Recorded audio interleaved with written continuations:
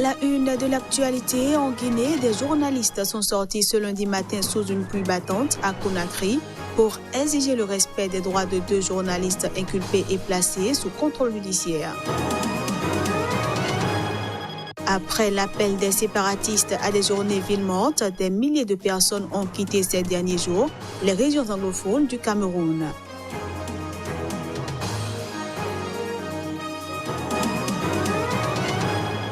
Et puis au Soudan, des crues du Nil ont inondé le village de Ouad Ramli, situé sur les rives occidentales du fleuve, poussant les habitants à fuir pour rejoindre le plus proche endroit non inondé. Merci de toujours préférer Sika TV pour vous informer. À toutes et à tous, bienvenue.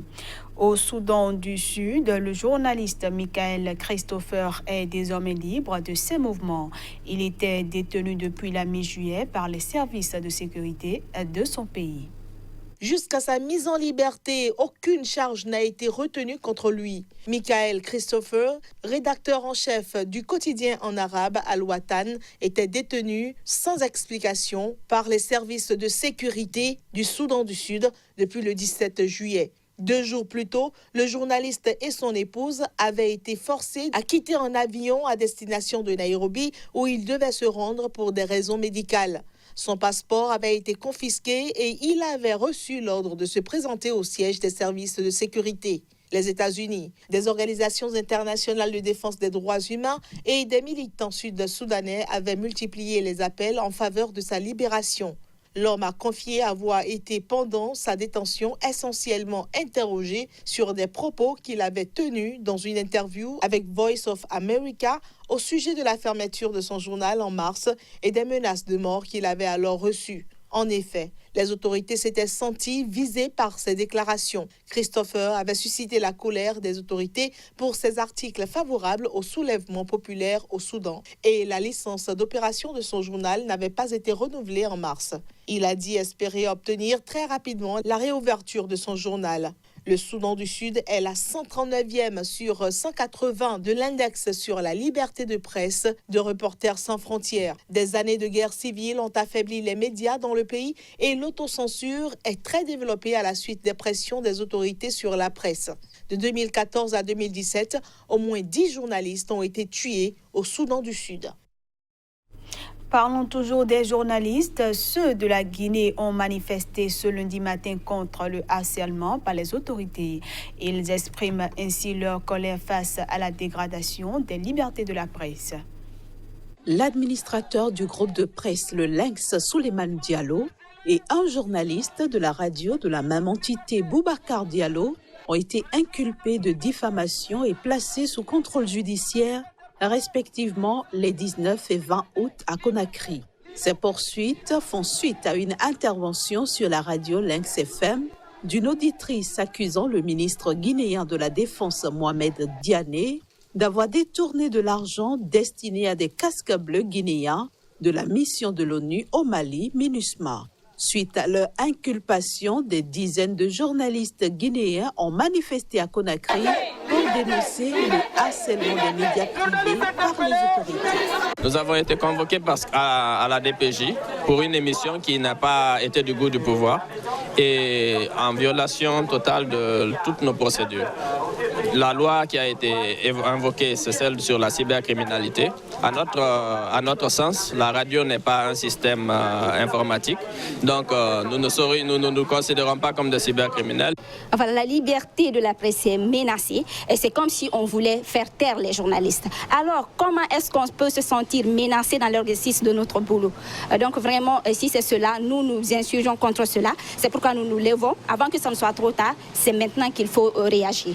Nous sommes mobilisés ce matin devant le siège de la Haute Autorité de la Communication pour d'abord interpeller l'institution pour qu'elle rejoue son rôle, qui est celui, je vais dire, de régulation de l'exercice du métier dans notre pays.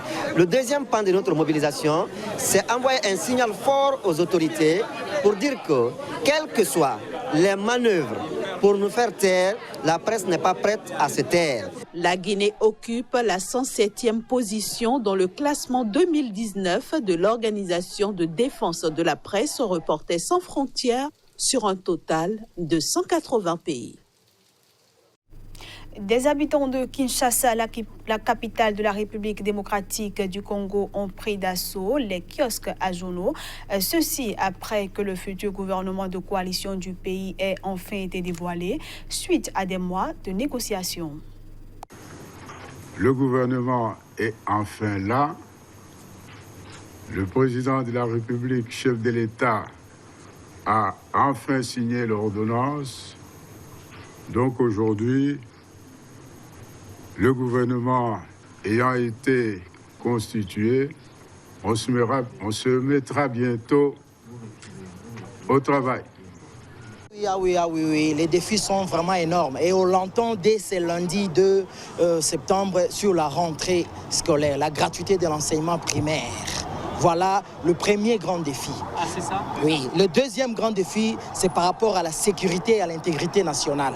Il y a l'insécurité à l'est du pays et la maladie à virus Ebola. Voilà les deux premières priorités que le chef de l'État doit s'atteler avec son gouvernement, comme il l'avait promis. Les présidents de la République n'avaient pas sa majorité. C'est la raison pour laquelle, avant qu'on ait un gouvernement, il a fallu qu'on parte dans des négociations. Et voilà, aujourd'hui, la négociation a pris quand même du temps. Et aujourd'hui, nous avons un gouvernement.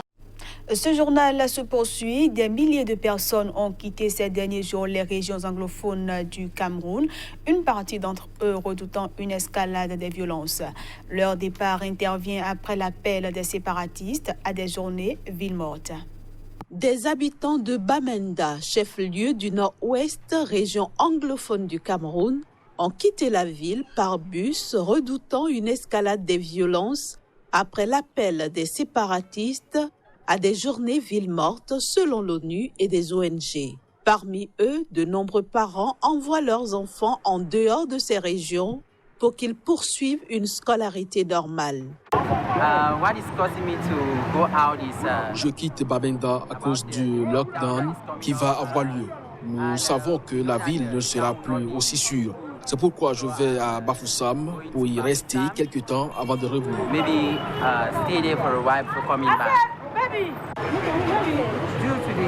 À cause de la crise dans les régions anglophones, nos enfants ne peuvent pas aller à l'école, donc nous sommes obligés d'aller à Douala ou Yaoundé pour que nos enfants puissent aller à l'école. C'est le défi auquel nous sommes confrontés en ce moment dans les zones anglophones. Depuis le début de la crise séparatiste, plus de 4400 écoles ont fermé dans les régions anglophones selon l'UNICEF. Les séparatistes anglophones dans un pays à majorité francophone militent pour la création d'un État indépendant dans les régions du nord-ouest et du sud-ouest. Depuis fin 2017, une partie d'entre eux ont pris les armes, commettent de graves violences et affrontent l'armée, accusée elle aussi d'exactions et de crimes par les ONG internationales et l'ONU. Le conflit a forcé plus de 530 000 personnes à fuir leur domicile depuis près de 2 ans, selon l'ONU. Au Soudan, des crues du Nil ont inondé le village de Ouad Ramli, situé sur les rives orientales du fleuve, poussant les habitants à fuir pour rejoindre le plus proche endroit non inondé. Ces inondations surviennent dans un contexte de transition vers un pouvoir civil au Soudan. Des crues du Nil ont inondé le village de Ouad Ramli, situé sur les rives orientales du fleuve, au nord de Khartoum, poussant les habitants à fuir à bord de ferries et à trouver refuge dans des tentes plantées à l'entrée du village non inondé. Toutes les maisons ont été détruites. Il n'y a plus rien. Nous n'avons pas pu récupérer nos meubles. Les maisons de 2 veuves et une femme mariée ont été détruites. C'est la première fois que nous sommes dans ce camp. C'est la première fois dans notre vie que de telles inondations se produisent. Nous demandons juste une chose. Nous demandons juste notre droit à avoir un endroit où rester.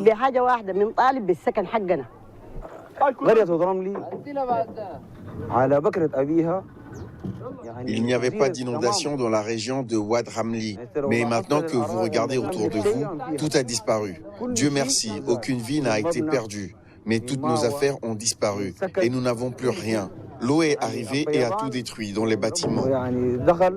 Au moins 62 personnes ont été tuées et près de 100 blessés, a indiqué l'agence officielle SUNA, qui a cité un responsable du ministère de la Santé, affirmant que la crise n'avait pas atteint un niveau suffisant pour être déclarée en état de catastrophe naturelle.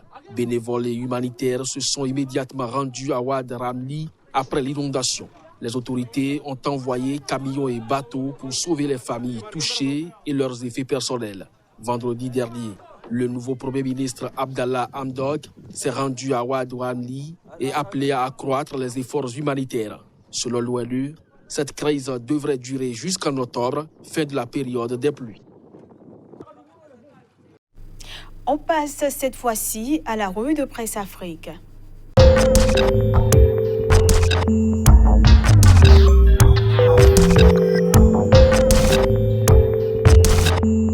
Bonjour. La rentrée scolaire aura-t-elle lieu ou pas au Cameroun? La question demeure dans tous les esprits dans ce pays de l'Afrique centrale, mais aussi dans les colonnes de plusieurs canards camerounais parus ce mardi. Nord-Ouest et Sud-Ouest, l'improbable rentrée scolaire placarde en manchette noir sur blanc le jour. Le journal qui rapporte que des appels à la reprise des classes se multiplient à quelques jours de l'échéance propose dans ses pages l'ambiance qui prévaut sur le terrain. Le quotidien camerounais Le Messager trouve que le retour à l'école est hypothétique entre les menaces terroristes à l'extrême nord, la crise anglophone dans le nord-ouest et le sud-ouest et la conjoncture économique qui étrangle les parents et positionne en titre « Éducation, la rentrée scolaire de toutes les incertitudes ». Les explications varient du côté de Mutation Quotidien, qui croit savoir que la rentrée scolaire dans les régions du nord-ouest et du sud-ouest affole parce qu'elles interviennent après la condamnation à vie des leaders sécessionnistes. Le tabloïd qui fait lire en titre Nord-ouest et sud-ouest, l'école Soularde propose également un état des lieux et une analyse par rapport à la situation. Entre inquiétude et incertitude autour de la rentrée scolaire, Cameroun Tribune nous apprend que lors d'un point de presse conjoint hier à Yaoundé, les ministres de la Communication, de l'Enseignement supérieur, de l'Éducation de base et le secrétaire d'État auprès du ministre des Enseignements secondaires ont indiqué que tout est mis en œuvre pour une reprise des classes sereine sur l'ensemble du territoire le 2 septembre prochain. C'est ce que le Canard traduit en gros titre par « Rentrée scolaire, les assurances du gouvernement ». Au Burkina Faso, l'épilogue du procès du putsch manqué de 2015 impliquant les généraux Gilbert Diendéré et Djibril Bassolé est annoncé pour bientôt. Dans sa parution du jour, Sidoya nous informe de ce que le dossier a été mis en délibéré pour le 2 septembre prochain. Le tribunal militaire s'est donc donné une semaine pour pouvoir rendre sa décision selon le pays qui estime que l'heure de la vérité approche. Si les jours sont désormais comptés pour connaître de l'épilogue de ce procès, l'Express du Faso prédit de son côté que le suspense sera dramatique. Terminons cette revue par le Mali. Le quotidien malien d'information et d'analyse Le Républicain nous apprend que le Front social est de nouveau en ébullition dans le pays d'Ibrahim Boubacar Keïta et affiche en gros titre rouge sur blanc que les financiers de l'État et les travailleurs du ministère des Affaires étrangères sont en grève de 5 jours depuis hier. Quant à nous, nous ne sommes pas en grève et nous vous donnons rendez-vous demain pour un nouveau numéro.